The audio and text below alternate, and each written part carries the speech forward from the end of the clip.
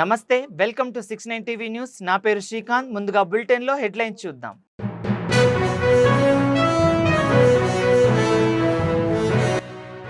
పదేళ్ల కేసీఆర్ పాలనలో తెలంగాణ మైనార్టీల అభివృద్ధికి కృషి చేశారు. కాంగ్రెస్ ప్రభుత్వం అన్ని వర్గాల అభ్యున్నతికి పాటుపడాలన్న హరీష్ రావు.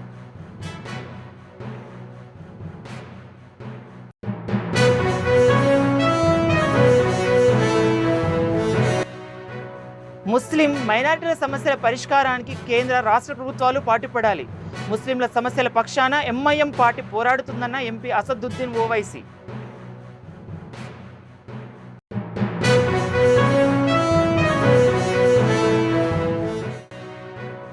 బ్రాండ్ సీఎం చంద్రబాబు రాకతో వైజాగ్ బ్రాండ్ ఇమేజ్ తిరిగొచ్చింది.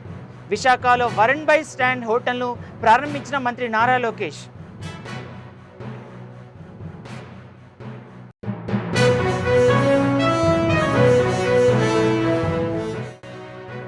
ఛత్తీస్గఢ్ దండకార్యంలో మరోసారి మోగిన కాల్పుల మోత. నక్సల్ పోలీస్ ఎదురు కాల్పుల్లో మహిళా అగ్రనేత రేణుకా మృతి.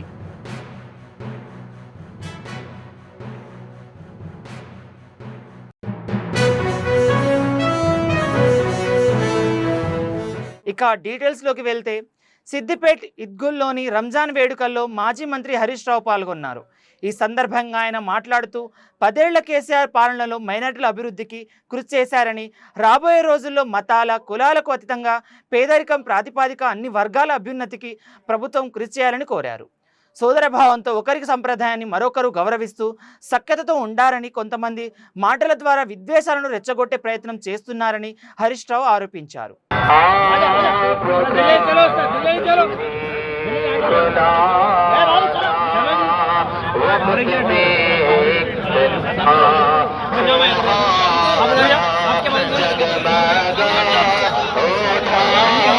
హైదరాబాద్లో రంజాన్ పండుగను ముస్లిం సోదరులు ఘనంగా జరుపుకున్నారు.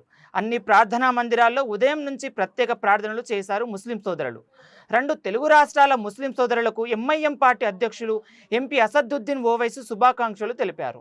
రానున్న రోజుల్లో ముస్లిం సోదరులకు ఉన్న సమస్యలను తీరాలని ప్రార్థించినట్లు ఆయన తెలిపారు.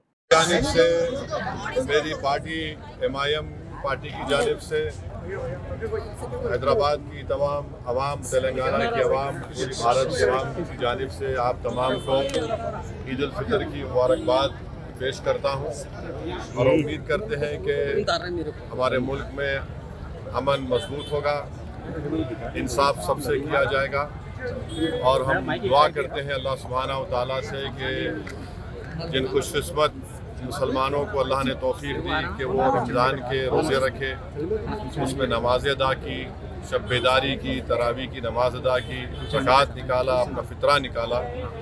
अल्लाह हम तमाम के इस माह मुबारक में जो गुज़रा है उसमें हमारी इबादतों को, हमारी ज़कात को और हमारी तरावी की नमाज़ों को और हमारी दुआओं को अल्लाह कबूल फरमाए और उम्मीद करते कि आने वाले साल के 11 महीने भी हम इसी तरह से अपने मस्जिदों को आबाद रखेंगे, हमारे दिल को आबाद रखेंगे, हमारे ज़बानों पर अल्लाह का कलाम रहेगा, अल्लाह का ज़िक्र रहेगा और हम अपने माशरे की बुराइयों का ख़ात्मा भी करते जाएंगे और इस मुल्क को तरक्की की राह पर लेकर जाएंगे। यहाँ पर अमन रहेगा, यहाँ पर हम मजबूती से अपने हुकूक़ की लड़ाई लड़ते आए हैं और आइन के दायरे में रहकर अपने तमाम हुकूक़ को हासिल करेंगे। मैं आप तमाम को ఈద్ ఉల్ ఫితర్ కి ముబారక్బాద్ దేతా హూं. బ్రాండ్ బాబు తిరిగి వచ్చాడు, దాంతో పాటు బ్రాండ్ వైజాగ్ తిరిగి వచ్చింది అని మంత్రి నారా లోకేష్ తెలిపారు. విశాఖ బీచ్ రోడ్డులో తాజ్ వరుణ్ గ్రూప్ ఆధ్వర్యంలో వరుణ్ బై స్టాండ్ పేరిట నూతనంగా నిర్మించ తలపెట్టిన కొత్త ఆధ్యాత్మిక హోటల్ ఆఫీస్ టవర్కు మంత్రి నారా లోకేష్ తల్లి భువనేశ్వరితో కలిసి భూమి పూజ చేశారు. ఈ సందర్భంగా మంత్రి లోకేష్ మాట్లాడుతూ, ఏపీ ఆర్థికాభివృద్ధిలో విశాఖ గుండెకాయ అన్నారు. గత పాలకులు విధ్వంసక విధానాలతో ఆంధ్రప్రదేశ్ పారిశ్రామిక వ్యాపార వాతావరణానికి అపారమైన నష్టాన్ని కలిగించారని విమర్శించారు.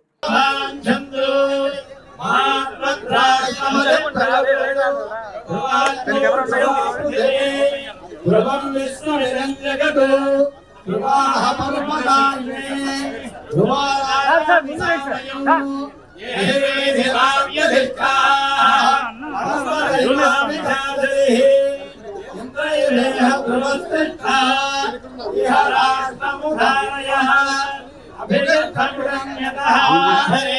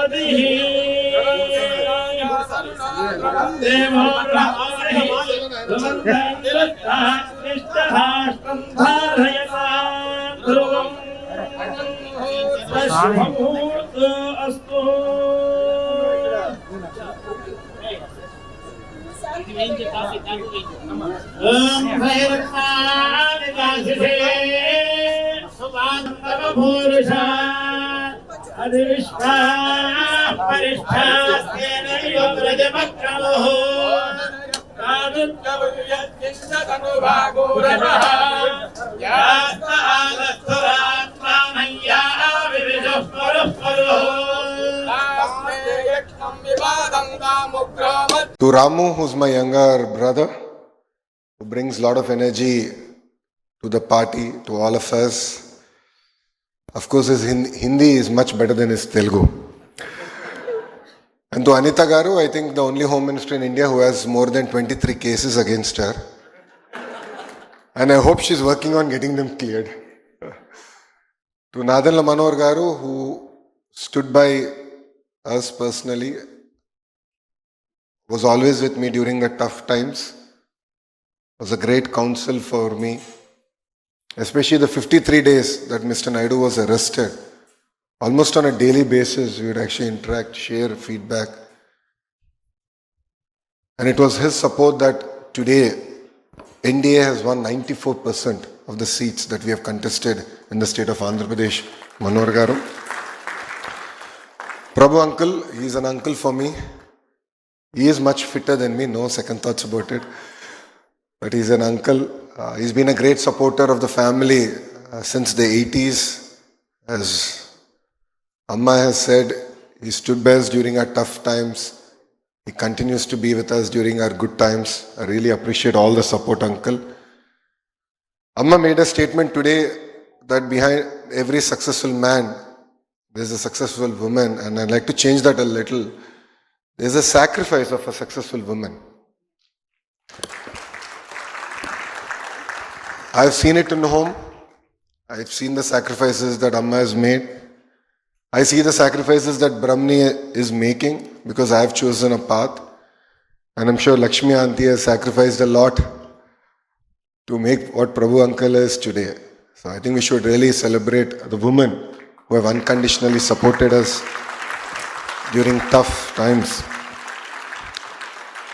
To Varun. ఛత్తీస్గఢ్ దండకార్యంలో మరోసారి కాల్పుల మోత మోగింది. దంతెవాడ బీజాపూర్ సరిహద్దులో మావోయిస్టులు సంచరిస్తున్నారనే విశ్వసనీయ సమాచారం మేరకు దంతెవాడ పోలీసులు ఇవాళ తెల్లవారుజామున ఆకస్మికంగా స్పెషల్ ఆపరేషన్ చేపట్టారు. ఈ క్రమంలోనే వారికి మావోయిస్టులు తారసపడగా ఇరు పక్షాల మధ్య భీకరంగా ఎదురు కాల్పులు కొనసాగాయి. ఈ ఎన్కౌంటర్లో మావోయిస్టు మహిళ అగ్రనేత రేణుక తీవ్రమైన బుల్లెట్ గాయాలతో స్పాట్లోనే ప్రాణాలు కోల్పోయింది. మిగతా దళ సభ్యులు పోలీసుల కళ్ళు గప్పి అక్కడి నుంచి తప్పించుకున్నారు.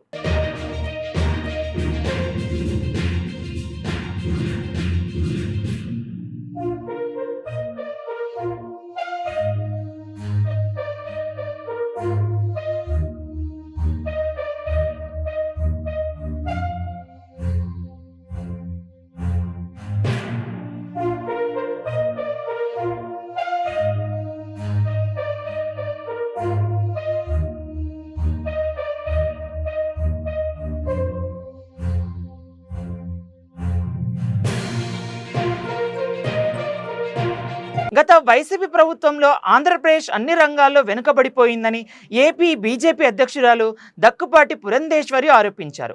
గత ప్రభుత్వంలో జరిగిన అన్యాయాలను బీజేపీ నాయకులు కార్యకర్తలు గట్టిగా విమర్శించారని గుర్తు చేశారు. అన్ని జిల్లాల బీజేపీ అధ్యక్షులతో సమావేశం ఏర్పాటు చేశారు.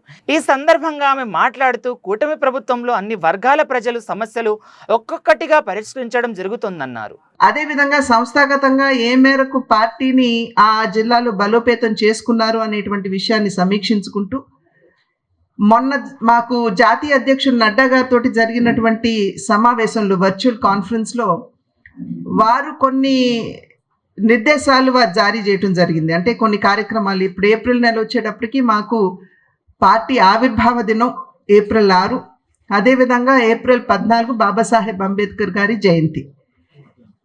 ఈ 2 కార్యక్రమాలు కూడా మేము అనివార్యంగా ఏవైతే 6 కార్యక్రమాలు అని చెప్పి నేను ఇంతకు ముందు చెప్పాను, దాంట్లో భాగంగా ఈ 2 కార్యక్రమాలు కూడా ఉన్నాయి. కనుక ఈ విషయాలన్నింటినీ కూడా చర్చించుకోవాలి అనేటువంటి ఆలోచనతోటి ఇవాళ పార్టీ సమావేశం ఏర్పాటు చేసుకోవడం జరిగింది. నిన్న మొన్నటి వరకు జరిగినటువంటి సంస్థాగతపరమైనటువంటి అంశాలకు వస్తే సభ్యత్వ నమోదు కార్యక్రమం నిన్న మొన్నటి వరకు జరుపుకున్నాం. కింద ఉన్నటువంటి కార్యకర్తలు అద్భుతంగా పనిచేసినటువంటి సందర్భంలో మేము ఈ కార్యక్రమం ప్రారంభం చేసినప్పుడు ఒక లక్ష్యాన్ని నిర్దేశించుకున్నాం. ఒక 25 లక్షల మందిని సభ్యులుగా చేర్చుకోవాలి పార్టీలోనని చెప్పి. కార్యకర్తలు అద్భుతంగా పనిచేసినటువంటి సందర్భంలో మేము క్షేత్రస్థాయిలో ఆ 25 లక్షల లక్ష్యాన్ని ఏదైతే నిర్దేశించుకున్నామో దాన్ని మేము చేరుకోవటం జరిగింది. అదేవిధంగా క్రియాశీల సభ్యుల్ని కూడా చేర్చుకోవాలి అని చెప్పి ఒక కార్యక్రమం చేపట్టాము. దానికి సంబంధించి 21,000 క్రియాశీల సభ్యుల్ని కూడా చేర్చుకోవటం జరిగింది. బూత్ కమిటీలు, కింద ఉన్నటువంటి జిల్లాధ్యక్షులు, అదేవిధంగా కొత్తగా నియామకమైనటువంటి జిల్లాధ్యక్షులు మరియు మండలాధ్యక్షులు, ఇంతకు ముందు ఉన్నటువంటి జిల్లాధ్యక్షులు మండలాధ్యక్షుల యొక్క సహకారంతో బూత్ కమిటీల మీద కూడా దృష్టి కేంద్రీకరించడం జరిగింది. ఇవాళ కింద చూసినట్లయితే మాకు దగ్గర 2,18,000 మంది బూత్ స్థాయిలో కార్యకర్తలు ఉన్నటువంటి పరిస్థితి ఇవాళ రాష్ట్రంలో మనందరికీ కూడా కనపడుతుంది. యాదాద్రి భువనగిరి జిల్లా చౌటుప్పల్ మండల్ పంతంగి టోల్ ప్లాజా వద్ద టోల్ రుసుములు తగ్గాయి. హైదరాబాద్ విజయవాడ జాతీయ రహదారి 65పై ఉన్న పాంతంగి, కొర్లపహాడ్, చిలకల్లు 3 టోల్ ప్లాజాలలో అర్ధరాత్రి నుంచి తగ్గిన ధరలు అందుబాటులోకి రానున్నాయి. జాతీయ రహదారుల అథారిటీ సంస్థ అధీనంలోకి టోల్ ప్లాజాలు రావడంతో టోల్ రుసుములు తగ్గించారు. తగ్గిన ధరల ప్రకారం కారు, జీపు, వ్యాన్లకు ఒకవైపు 15, ఇరువైపుల 30 రుసుముల వరకు తగ్గించారు. తేలికపాటి వాణిజ్య వాహనాలకు ఒకవైపు 25, ఇరువైపుల 40 రూపాయల వరకు, బస్సు, ట్రక్కులకు ఒకవైపు 50, ఇరువైపుల 70 రూపాయల వరకు తగ్గించారు. ఈ ధరలు 2026 మార్చి 31 వరకు అందుబాటులోకి ఉంటాయని జాతీయ రహదారుల అథారిటీ సంస్థ తెలిపింది.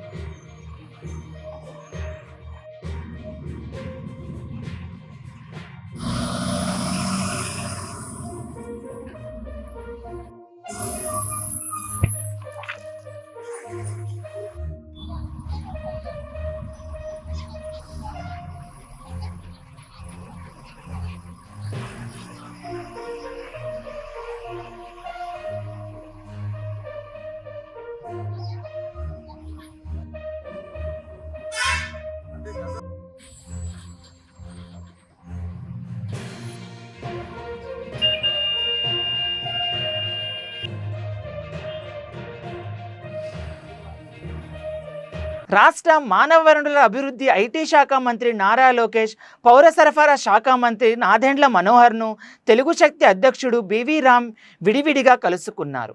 ఈ సందర్భంగా ఆయన మాట్లాడుతూ అధికారులు అనుసరిస్తున్న విధానాలు కూటమి ప్రభుత్వానికి చెడ్డ పేరు తెచ్చే విధంగా ఉన్నాయన్నారు.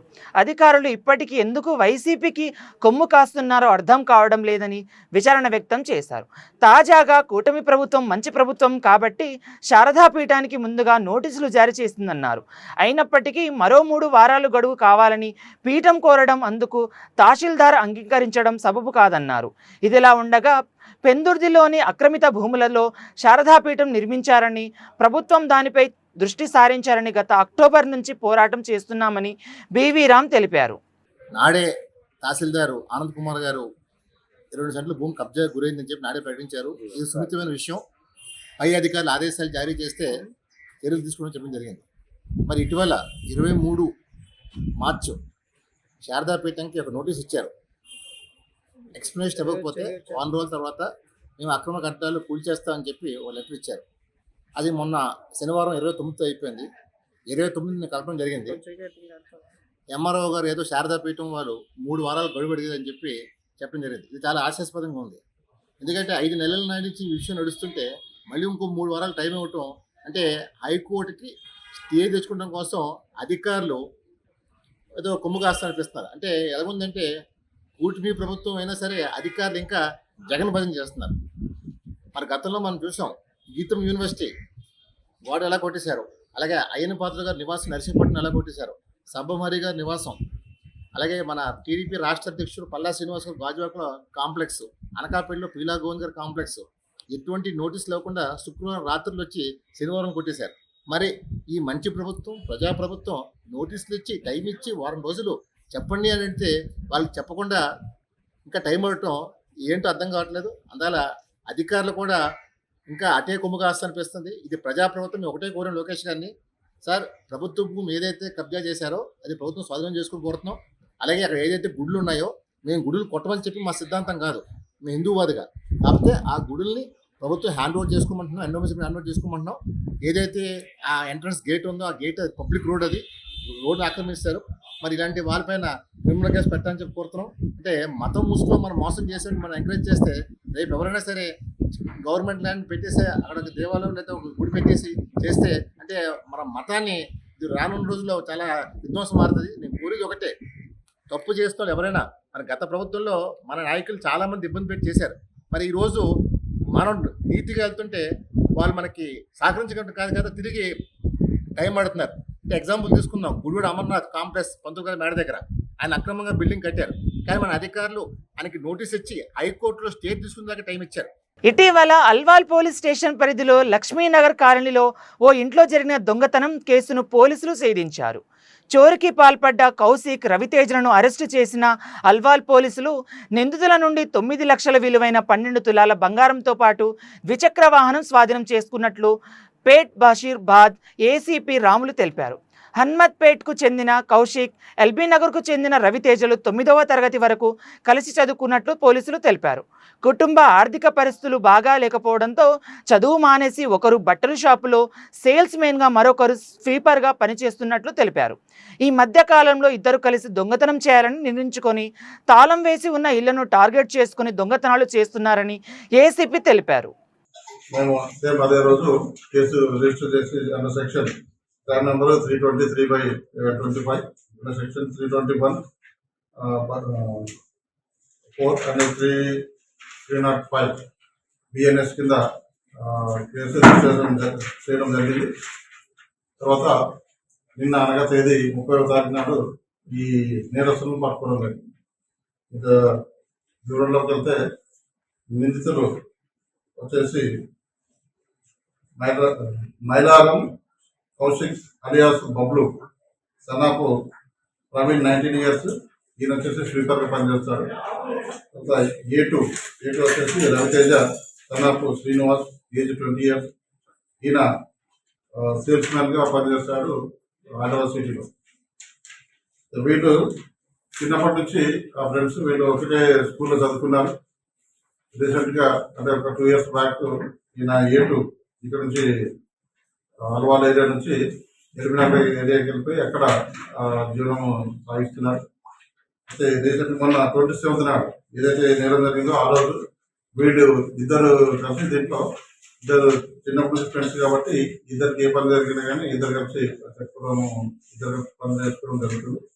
దాంట్లో భాగంగా ఈయన ఎవరైతే కౌశిక్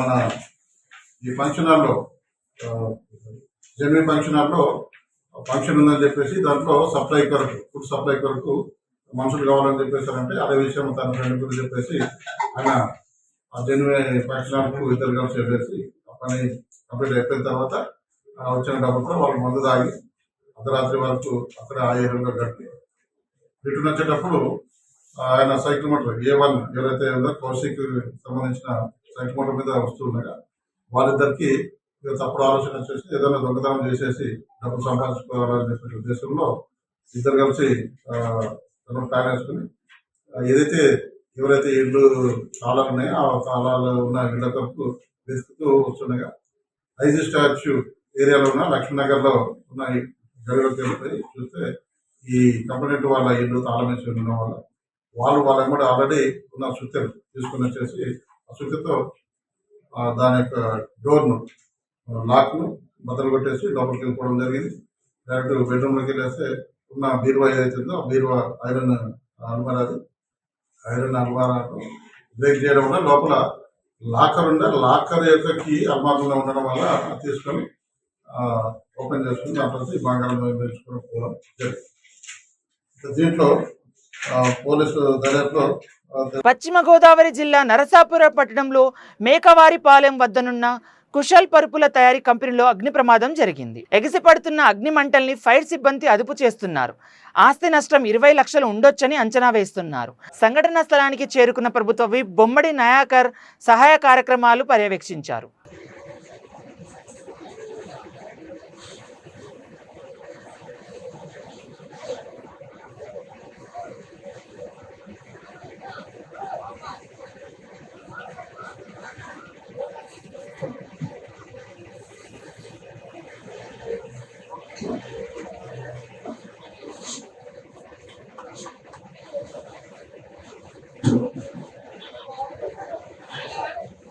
మేడ్చల్ జిల్లా బోడుపల్లిలోని మస్జిద్ కుతుబ్ షాహీ అలంగీర్లో రంజాన్ పండుగ సందర్భంగా ముస్లిం సోదరులు ప్రత్యేక ప్రార్థనలు నిర్వహించారు. ఈ సందర్భంగా మస్జిద్ కమిటీ అధ్యక్షుడు పఠాన్ ఇస్మాయిల్ మాట్లాడుతూ పవిత్రమైన ఈద్ ఉల్ ఫితర్ పండుగ సందర్భంగా ప్రత్యేక ప్రార్థనలు నిర్వహించడం జరిగిందని, శాంతి పరమత సహనం దేశ ప్రజల సుఖ సంతోషాలతో ఉండాలని ప్రార్థించడం జరిగిందన్నారు. అస్సలాము అలైకుం వరహమతుల్లాహి వబరకాతుహు. ఈరోజు రంజాన్ పండుగ సందర్భంగా బోడుపల్ ముస్లింలందరికీ, హిందువులకి, హైదరాబాద్లోని అందరికీ రంజాన్ పండుగ శుభాకాంక్షలు తెలియజేయడమైనది. నేను ఈ మసీద్ నందు 3 నెలల క్రితము మా కొత్త కమిటీ ఏర్పడినది. దేవుని దయ వల్ల ఇంత పెద్ద మసీద్కి నాకు ప్రెసిడెంట్ చేయడము అది నా అదృష్టంగా భావిస్తున్నాను. దేవుడు నాకు ఇంత పెద్ద మసీద్కి పని చేయించడానికి నాకు ప్రెసిడెంట్గా ఎన్నుకోవడం చేయడమైనది. కావున నేను దీన్ని అదృష్టంగా భావిస్తున్నాను. దేవుని దయ వల్ల మా కమిటీ వచ్చి 3 నెలలు అయినది. 3 నెలల్లో నేను మా మసీదు ముసలీలు ఇచ్చిన డబ్బులతో, విరాళాలతో నేను ఈ మసీదును డెవలప్మెంట్ చేయడానికి తలుచుకున్నాను. ఇంకా ఏదైనా ఈ మసీదుని నేను డెవలప్మెంట్ చేస్తానని ప్రతిజ్ఞ చేస్తున్నాను. ఇప్పుడు చేసిన కాడికే కాకుండా ఫ్యూచర్లో మా మసీద్ యొక్క ముసల్లీలు ఇచ్చిన విరాళాలతో ఈ మసీదును ఇంకా డెవలప్ చేయాలని నేను దృఢ నిశ్చయంతో ఉన్నాను. కావున అందరికీ నేను చెప్పేది ఏమి అంటే, బోడుపల్లో హిందువులు, ముస్లింలు అందరూ కలిసి ఏకంగా ఉండి రంజాన్ శుభాకాంక్షలు తెలియజేయడమైనది. బులెటిన్ ముగించే ముందు మరోసారి హెడ్లైన్ చూద్దాం.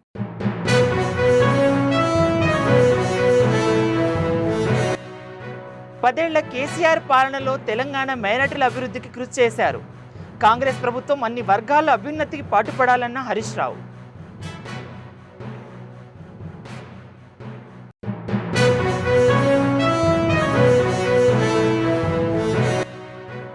ముస్లిం మైనార్టీల సమస్యల పరిష్కారానికి కేంద్ర రాష్ట్ర ప్రభుత్వాలు పాటుపడాలి. ముస్లింల సమస్యల పక్షాన ఎంఐఎం పార్టీ పోరాడుతుందన్న ఎంపీ అసదుద్దీన్ ఓవైసీ.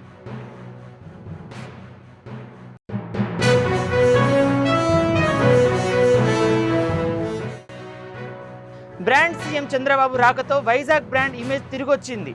విశాఖలో వరుణ్ బై స్టాండ్ హోటల్ను ప్రారంభించిన మంత్రి నారా లోకేష్.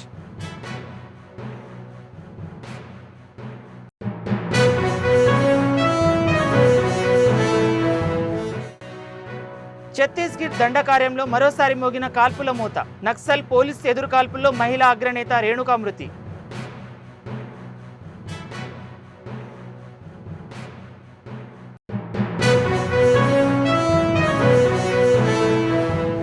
మరిన్ని అప్డేట్స్ కోసం చూస్తూనే ఉండండి 69 టీవీ.